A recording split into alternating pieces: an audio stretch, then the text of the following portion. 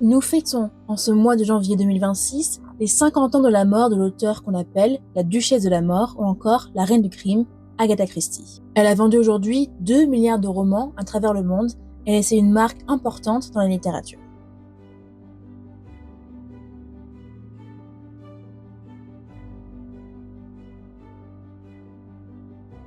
So by the time I was 16 or 17, I'd written quite a number of short stories and one long, dreary novel.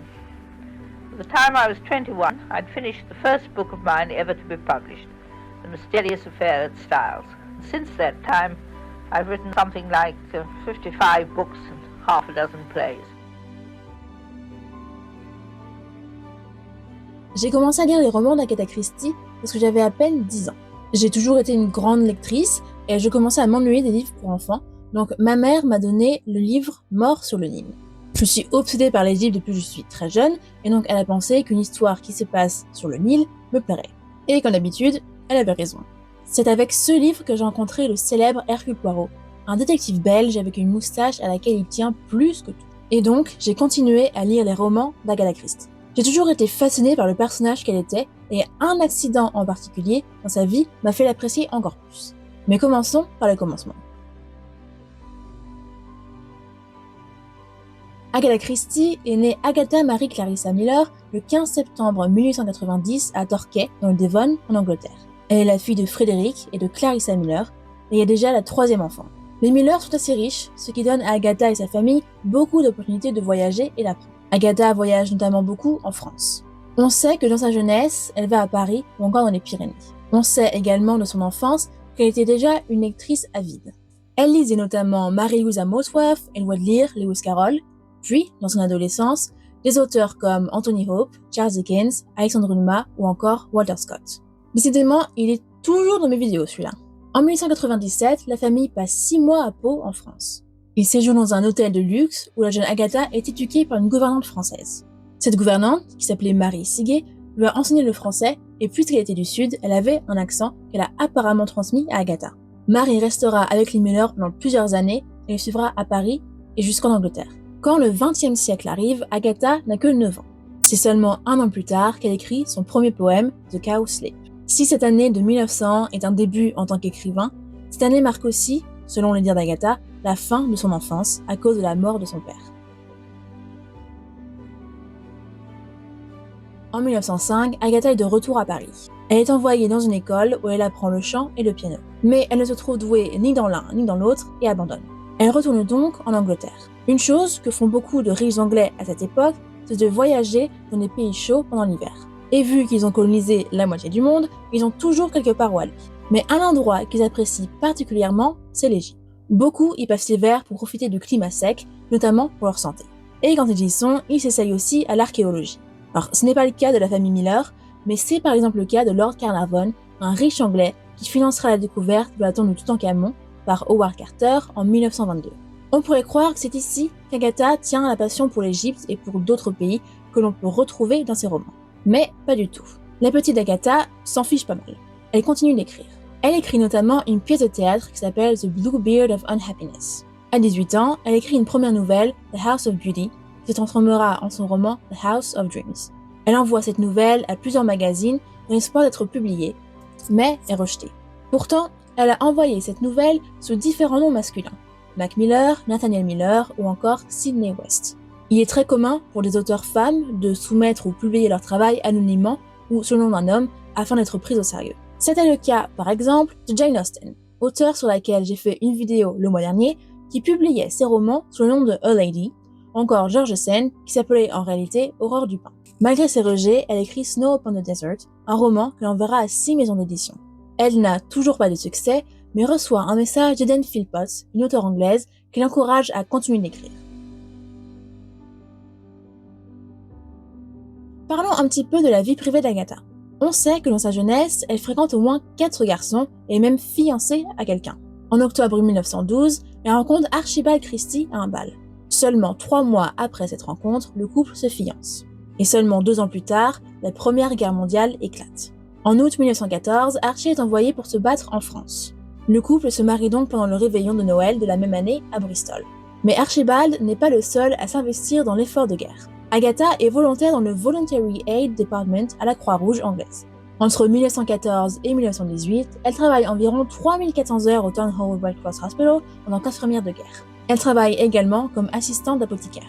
Son mari rentre de la guerre en 1918 et le couple part s'installer à Londres. C'est pendant la guerre, en 1916, qu'il écrit le roman Une mystérieuse affaire de style, le premier qui a pour héros le personnage de Hercule Poirot. On raconte que ce personnage excentrique a été inspiré par un soldat belge qu'elle a soigné pendant la guerre. Ce livre est publié en 1920 après qu'Agatha ait accepté de modifier la façon dont Poirot annonce le coupable. Elle signe un contrat avec The Bodley Head pour 5 romans. Elle exprimera plus tard des regrets par rapport à ce contrat. Mais en 1919, Agatha donne naissance à son seul enfant, Rosalind. Elle publie un autre roman en 1922, sans Poirot, puis un troisième en 1923. Cette fois, Poirot est de retour, mais pas que dans les romans. Il est aussi présent dans des nouvelles qui sont publiées par The Sketch Magazine. Agatha connaît un succès fou. En 1922, elle et son mari partent pour un voyage promotionnel à travers le monde de 10 mois. Ils seront d'ailleurs les premiers Européens à apprendre à surfer, ce qui nous a donné cette image incroyable. Une fois rentrés, ils vivent dans plusieurs appartements à Londres avant d'acheter une maison à Sunningdale, dans le Berkshire. La maison est renommée Styles, d'après le titre du premier roman dans lequel on retrouve Hercule Poirot. Si tout va bien pour Agatha, l'année 1926 s'annonce mouvementée. La mère d'Agatha, Clarissa, meurt en avril. Cette perte plonge Agatha dans une dépression profonde. En août, Agatha part se reposer à Biarritz, en Corse. On l'a dit en burn-out. Au même moment, Archie demande le divorce. En effet, il est tombé amoureux d'une femme, Nancy Neal. Mais quelque chose encore plus intéressant arrive en 1926. Je vous ai parlé au début de la vidéo d'un incident qui m'avait beaucoup intéressé. En décembre 1926, le couple se querelle. Archie va passer un week-end chez ses amis, sans sa femme, évidemment, puisqu'il veut divorcer. Ce même après-midi du 3 décembre, Agatha disparaît. Le lendemain, on retrouve sa voiture près d'un lac. Le village et la presse s'emballent. Agatha Christie s'est-elle suicidée? Tout le monde part à sa recherche, même l'auteur Arthur Conan Doyle, créateur de Sherlock Holmes. Enfin, il donne un gant d'Agatha à un médium pour qu'il la retrouve. Je sais pas si c'était très efficace, mais merci quand même Arthur. On offre une récompense de 100 livres, ce qui équivaut aujourd'hui à 7500 livres à la personne qui retrouve Agatha. Tous les journaux en parlent, même le New York Times. Mais on ne la retrouve pas pendant 10 jours. On sait maintenant ce qu'il s'est passé. Le 4 décembre, elle est à Londres et visite même des boutiques. On la retrouve 10 jours plus tard, le 14 décembre, au Swan Hydropathic Hotel à Harrogate dans le Yorkshire. Cet hôtel se trouve à pratiquement 300 km de Sunningdale où elle habite. Elle s'est enregistrée sous le nom de Tressa Neal, Neal qui est le nom de famille de la maîtresse de son mari. On la retrouve et on la ramène à la maison. Elle prétend ne pas se souvenir de ce qu'il s'est passé. Le public pense que tout ça n'est qu'un coup de pub pour vendre ses livres, ou même qu'elle essaye de faire croire que son mari l'avait assassinée un peu à la Gone Girl. Agatha et Archibald sont officiellement divorcés en 1928. Une semaine après, ils se marient avec Nancy Neal. La même année, Agatha quitte l'Angleterre et voyage. Elle va notamment à Istanbul et à Bagdad en prenant un train que vous connaissez sûrement grâce à elle, l'Orient Express. Elle y retournera en février 1930 et y fera une rencontre qui changera sa vie. Max Mallowan est un archéologue qui a 13 ans de moins qu'elle. Il se marie en septembre 1930 à Édimbourg, en Écosse. Je vous ai parlé un peu plus tôt de la passion qu'on retrouve dans ses romans pour les voyages et l'histoire, et c'est vraiment à cette période de sa vie que tout se développe, en accompagnant son mari sur les sites qu'il explore. Mais bientôt, la Seconde Guerre mondiale éclate. Agatha retourne vivre à Londres pour encore une fois participer à l'effort de guerre. Elle travaille dans la pharmacie de l'University College Hospital. C'est d'ailleurs ici qu'elle en apprend beaucoup sur les poisons, ce qui lui servira dans ses romans. En 1955, Agatha crée sa propre entreprise, Agatha Christie Limited, qui détient les droits de son travail. Encore aujourd'hui, cette entreprise possède les droits de 80 romans et nouvelles, 19 pièces de théâtre et 40 films. À partir des années 50, Agatha Christie a reçu beaucoup d'honneurs. En 1950, elle est élue à la Royal Society of Literature. En 1956, elle est nommée Commander of the Order of the British Empire. En 1961, on lui donne un diplôme honorifique de littérature. En 1969, Agatha crée l'Agatha Christie Trust for Children pour aider les enfants et les personnes âgées. En 1971, elle est promue au rang de Dame Commander of the Order of the British Empire et son mari Max devient chevalier pour son travail archéologique. Agatha Christie meurt en 1976 à l'âge de 85 ans. Elle meurt de cause naturelle dans sa maison de Winterbrook. Son mari, Max, se remariera l'année suivante mais mourra en 1978. Il fut enterré près d'Agatha. Déjà à sa mort en 1976, Agatha Christie était la romancière ayant le plus de ventes au monde. En 50 ans de carrière, elle aurait été payée environ 20 millions de livres, ce qui équivaut à plus de 110 millions aujourd'hui. Mais nous ne pouvons pas parler d'Agatha Christie sans parler de son héros le plus connu, Hercule Poirot. Il est apparu dans 38 romans, 51 nouvelles et 2 pièces de théâtre. Il est belge et écrit comme chauve avec une moustache. Il est très intelligent et orgueilleux et aime beaucoup faire de ses révélations tout un spectacle. Il a un ami, Hastings, et une secrétaire, Miss Lemon. On ne lui connaît qu'une seule aventure amoureuse non réciproque, il ne s'est pas bien fini. Il a été incarné à l'écran par beaucoup de personnes, mais la série avec laquelle j'ai grandi, c'était avec l'acteur David Suchet. Mais il y a aussi un autre détective qu'on retrouve dans les romans d'Agatha. Elle s'appelle Miss Marple. Jane Marple apparaît dans 12 romans et 27 nouvelles. C'est une vieille femme qui reste principalement dans le même petit village d'Angleterre. Elle est bien différente de Poirot, mais tout aussi efficace. Je voulais parler de quelques œuvres d'Agatha Christie, mais il est difficile de ne choisir qu'une seule. Cependant, si vous devez connaître une seule chose, c'est la pièce de théâtre The Mousetrap, ou La souricière en français. Cette pièce raconte une enquête policière et la pièce avec le plus de représentations au monde. Depuis son début en 1952 dans le West End, elle est encore à l'affiche aujourd'hui. Le 18 novembre 2012, elle avait atteint les 25 000 représentations.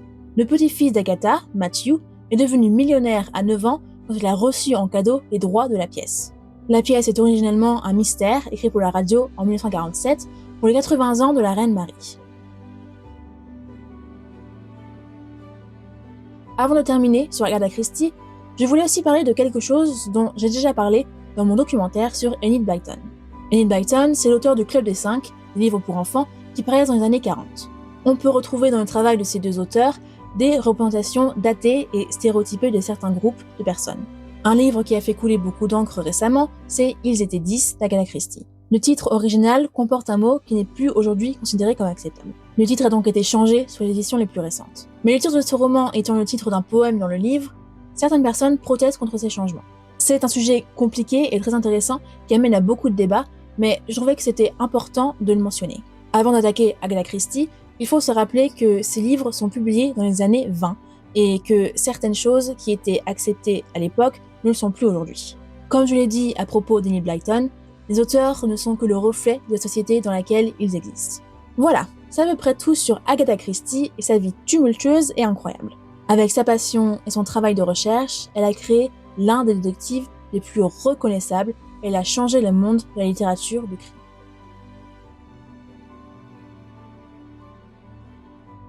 What is the best story to you about Poirot? Perhaps the murder of the Orient Express. Do you prefer Poirot or Miss Marple? I'm beginning to prefer Miss Marple. Me too, I'm sorry, but I prefer Miss Marple.